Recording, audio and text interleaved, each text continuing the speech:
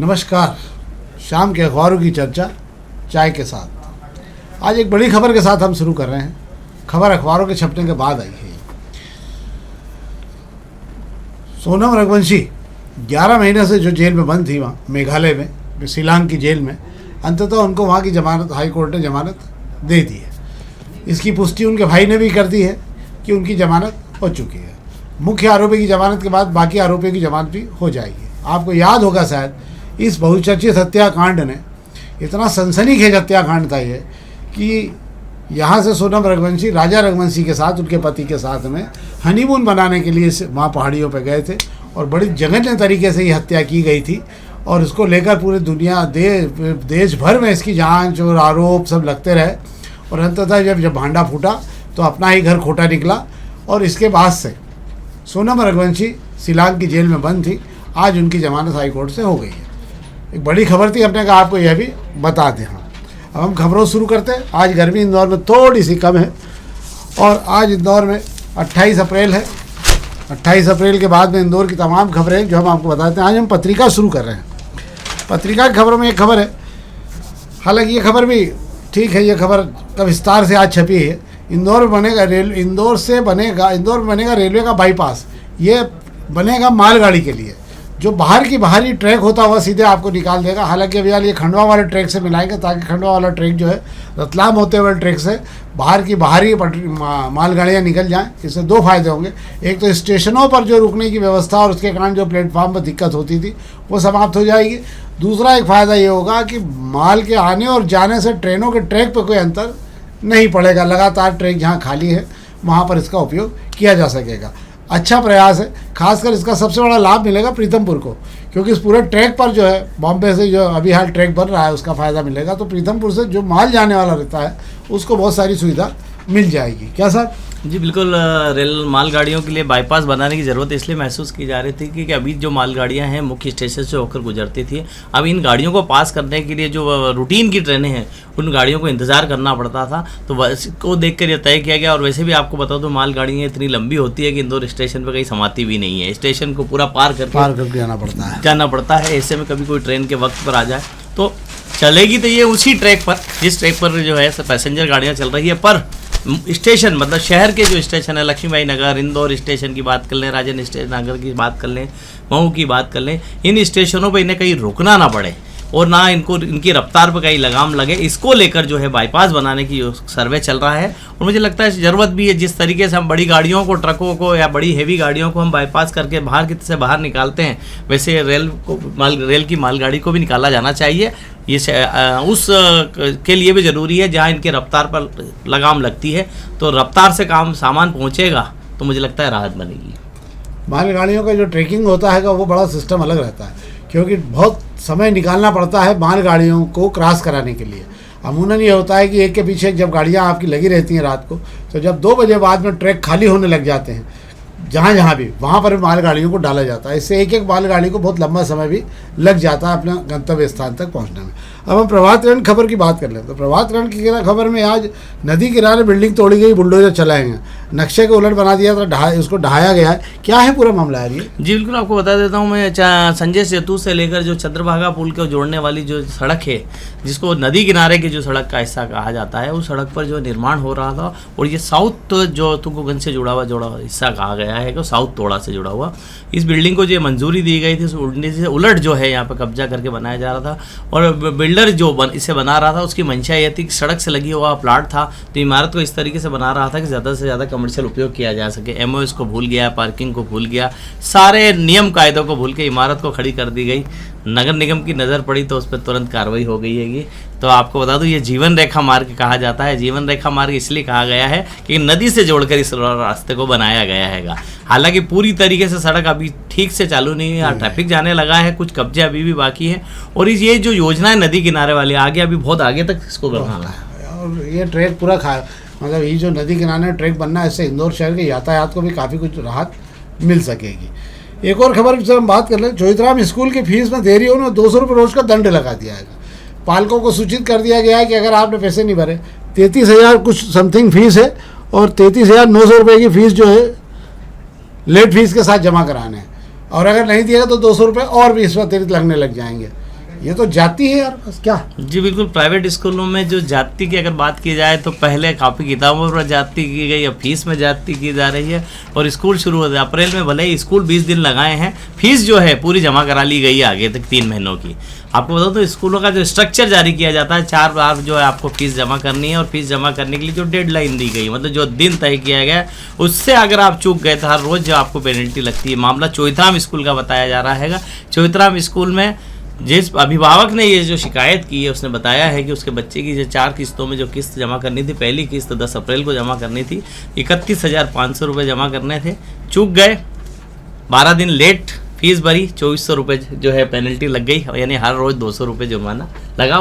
और उन्होंने फीस भरी है, आपको मैं बता देता हूँ, मजबूरन फीस भरी है। अपना बच्चे का जिक्र नहीं करना चाहते, ना खुद का जिक्र करना चाहते, पर सबूत सामने पेश कर रहे हैं। वजह है कि बच्चे को स्कूल में पढ़ाना है। नहीं, पर फिर भी मेरा ये मानना है इसको लेकर कोई मापदंड तो तय होना चाहिए। इस प्रकार से जो वसूली, हालांकि चोइथराम में जो बच्चे पढ़ते हैं उनके माँ बाप बहुत सक्षम होते हैं, पर फिर भी ये मेरा मानना है कि इस प्रकार से पेनल्टी इतनी ज़्यादा लगाई जाना भी ठीक नहीं है कि एक 15 दिन के बाद में लिमिटेशन बंद करके आप कुछ और कर सकते हैं। अब हम अग्निबाण खबर की बात कर लेते हैं। अग्निबाण खबर में खबर है, बाण गंगा बनेगा बाणेश्वर लोक, 15 करोड़ की लागत से कैलाश विजयवर्गीय द्वारा बनवाया जा रहा है ये, और प्राधिकरण को सौंपा गया है काम। इसका मध्य प्रदेश सरकार से बजट नहीं मिल रहा है क्या यार? जी, आपको सरकार बजट तो मध्य प्रदेश सरकार से ही मिला है। मंत्री जी ने अपने विशेष अधिकार का इस्तेमाल कर जो है नगरीय प्रशासन विभाग से 15 करोड़ रुपए मंजूर कराए हैंगे। और बाणेश्वर कुंड से लगी हुई जमीन पर जो बाणेश्वर लोक बनाने की तैयारी की जा रही है, इसको सेंस को देखते हुए यह योजना बनाई गई है। पर इसमें सबसे दिलचस्प कहानी यह है कि इस बाणेश्वर लोक को बनाने के लिए एजेंसी नगर निगम को देने की बजाय मंत्री जी ने आईडीए को दिया है। मतलब आईडीए पर भरोसा जताया है कि आईडीए का काम अच्छा है, मजबूत है, आईडीए के काम में सफाई है, समय पे भी आईडीए काम पूरा कर रहा है। तो आईडीए पे भरोसा किया गया, नगर निगम पे नहीं किया गया, जबकि नगर निगम पे उनके ही सखा या कह दें कि उनके ही मित्र, पुष्य मित्र भार्गव बैठे हुए हैं, पर नगर निगम पे मंत्री जी को भरोसा नहीं है, मंत्री जी को आईडीए पे भरोसा नहीं। मंत्री जी को नगर निगम भरोसा नहीं है कि मित्र पे भरोसा नहीं है ये तो मंत्री जी जाने, पर मंत्री जी ने काम उठा के सीधा आईडीए को सौंपा है, जहां अभी कोई नेता का भी नहीं है। मतलब मंत्री जी को भरोसा है कि आईडीए काम बहुत अच्छे से कर लेगा नगर निगम के मुकाबले। एक बात जरूर रहती है, इंदौर में पिपलियापाले पे रीजनल पार्क बनाया गया, बहुत पैसा प्राधिकरण ने खर्च किया। ये भी एक प्रकार का बाणेश्वर कुंड ही कहा जाएगा, आप अगर यूँ कहें तो। और काफ़ी पैसा खर्च करने के बाद दिक्कत बनाने की नहीं होती, दिक्कत बनाने के बाद उसके मेंटेनेंस की होती है। इस शहर में बहुत सारे स्थान ऐसे पड़े हुए हैं जिनको बना तो दिया प्राधिकरण ने, शहीद पार्क बना दिया, ऐसी जर्जर हालत में हो गया वो कि उसको कोई अब कोई नगर निगम हाथ लगाने को तैयार नहीं, प्राधिकरण उसके रोज़ के खर्चे मेंटेन कर नहीं पा रहा है।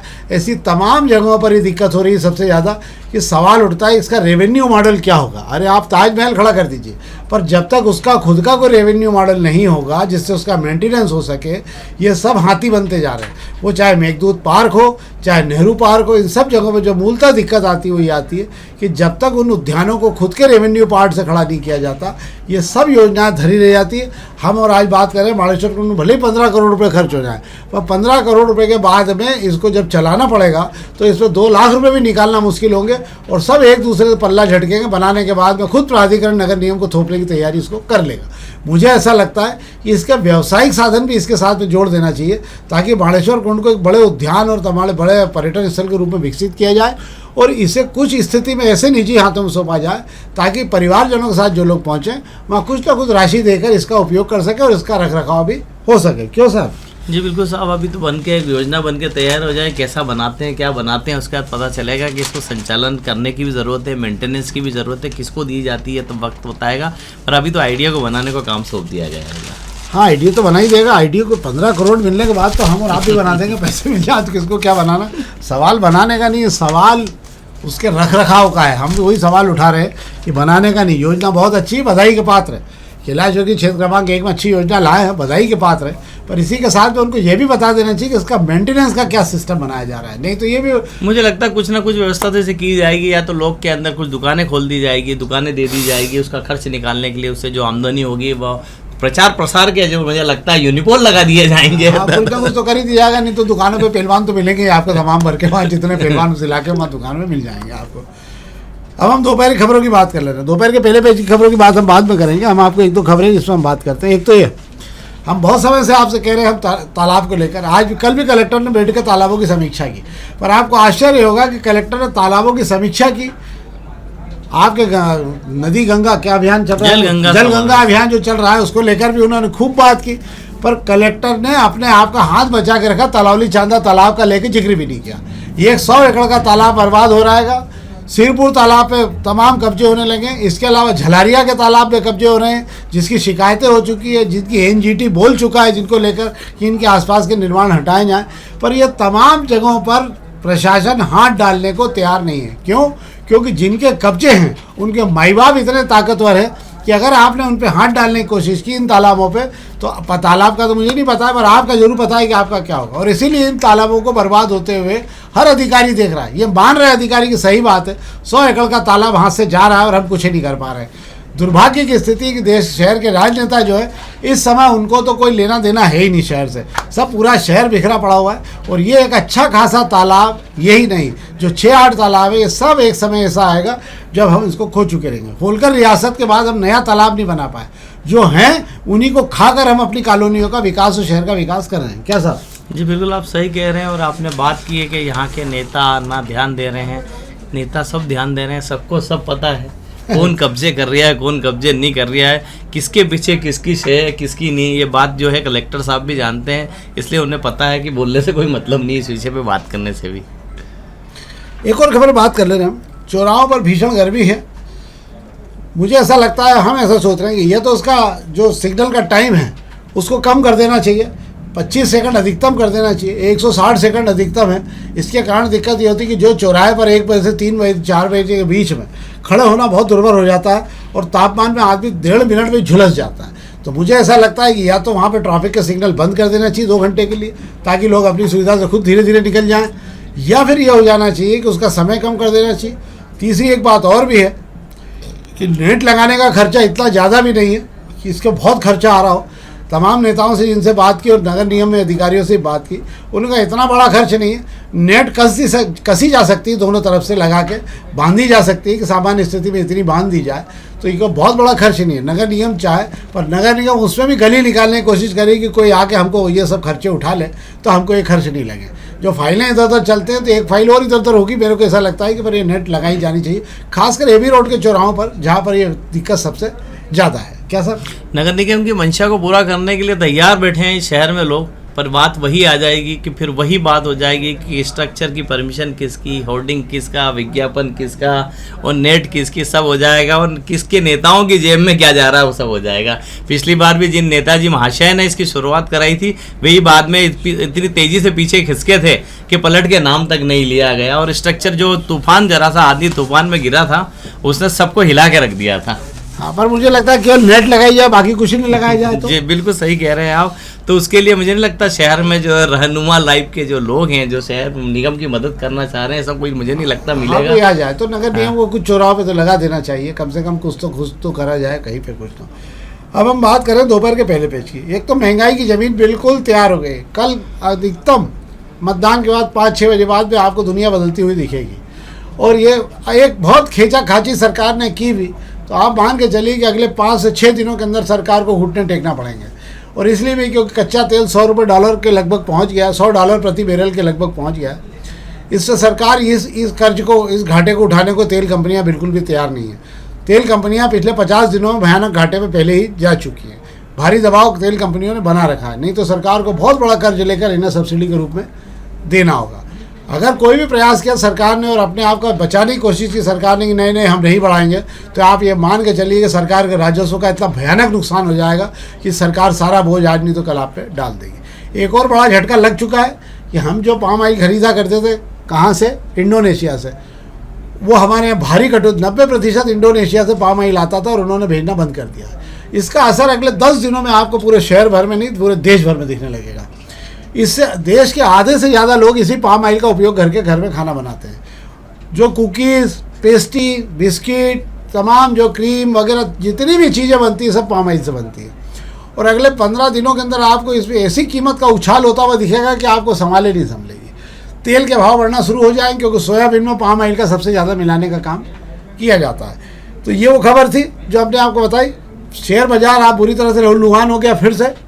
और जितने विदेशी निवेशक थे बहुत तेज़ी से पैसा निकाल के ले आ रहे हैं। 146 कंपनियों की सूची जारी कर दी विदेशी निवेशकों ने, जाते जाते इन कंपनियों में आपका पैसा हो तो आप निकाल लें, यानी उन्होंने इन कंपनियों को संदेहास्पद स्थिति में डाल दिया।